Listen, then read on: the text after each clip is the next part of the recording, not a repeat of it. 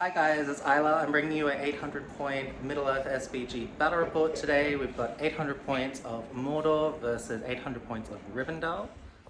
On the Mordor side, we have 800 points of winged ring raids. We have 4 ring raids, each with 2 might and 2 fate and 11 will, all on unarmored Felbies. And then the Witch King with the Crown of Morgul, 3 might, 3 will, and 3 might, 3 fate, and 15 will.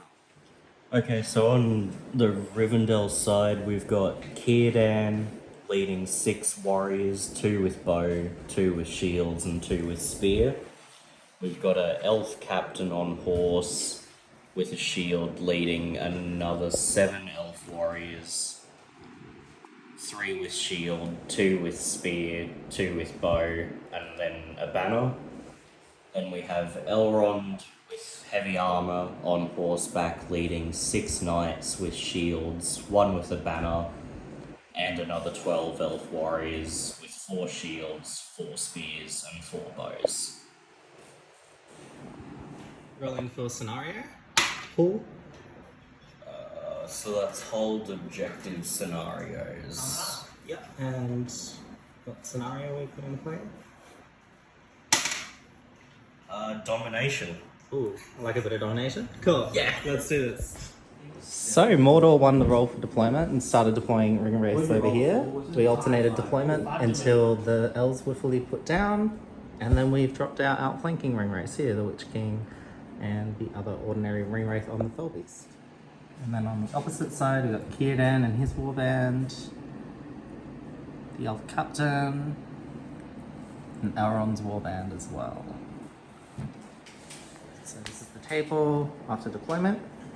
Back off to that's the roll for Elrond's foresight points. So he gets 2. Roll for first turn. Priority goes to the ring raids. And turn 1, this is what the table looks like. So we had these wraiths fly back over here to avoid some shooting. These guys came over and double channel black darted on Círdan, took all of his will, all of his fate, and caused a wound.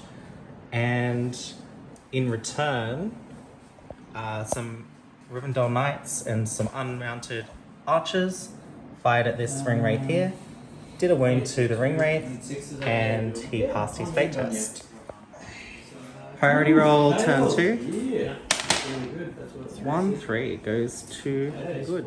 Okay, end of turn 2. Elrond was removed by 3 channel black darts from this wraith, who now only has 2 will left after having a combat and also throwing a rider and knocking the banner and the other knight off the horse.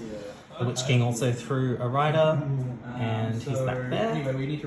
And this guy spent his first point of whack to channel black dart, channeled it, rolled to wound, got 3 wounds, and then he rolled a 2 and a 1 and a 3 to wound Elrond with his last wound.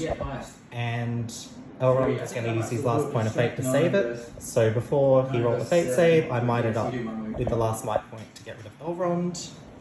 And then over here the archer shot through at this ring wraith, and the wraith but failed to wound. And that's the end of turn 2. Priority for turn 3. So we're back here at the bottom of turn 3. The ring raids moved up. These 2 wraiths channeled. And this wraith just cast a normal black dart on Círdan, which finished him off because he had 1 wound. This wraith ended up finishing off the captain that was there with a black dart, and he just ended up getting really lucky, rolling 3 wounds and wounding with all of them. So not even his fate could save him. And this guy wasted his channel, which is okay. He tried to get a compel off on the banner, which failed on a single dice of a 4+. But we're just trying to keep that will there, so when it comes to the combat, we've got plenty of will to deal with all of this Fight 5 infantry. And in return, we had some shots from these 3 knights, these 4 bowmen, at the Witch King. Half of them hit, and they all failed to wound the Felbeast. Priority for turn 4.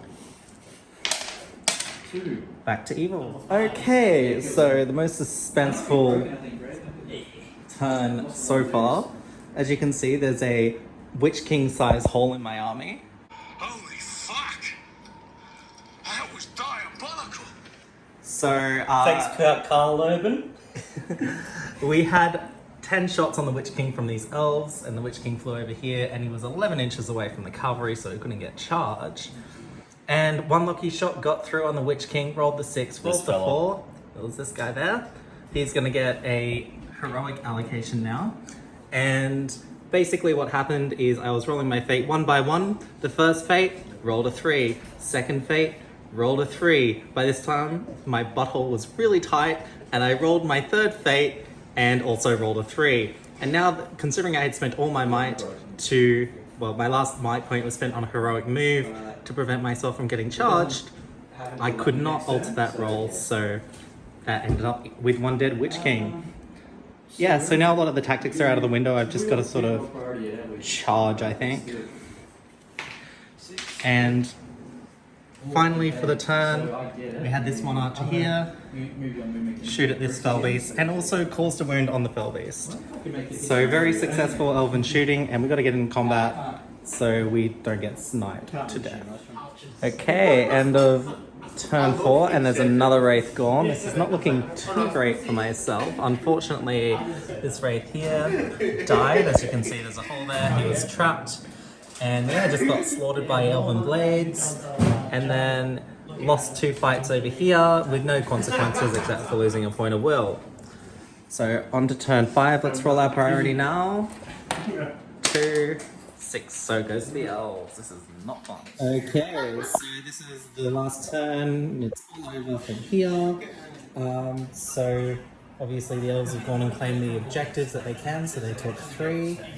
And yeah, a ring wraith over here in the fell beast, he used his last 2 points of will to try and black dart this guy and go out on his own terms, and nothing happened, and then he just sort of got sad and died.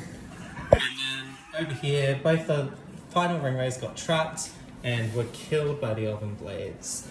So we'll be back in a second with the post report. Hey, Isla and Justin here. We just finished our game.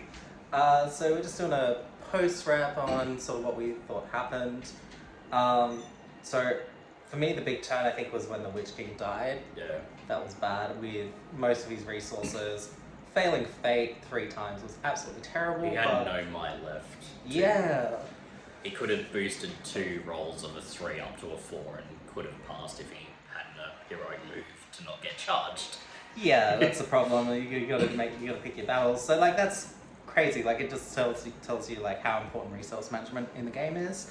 As far as like MVPs, I definitely think like a lot of probably the Witch King still for me, even though he died, he gets the MVP and the dump stick because he did end up sniping off a lot of wounds off Círdan in the first turn, and also wiping out some cavalry from hurling. So yeah, and then as far as your MVP goes, Chadlear. Perfect. Elf Archer.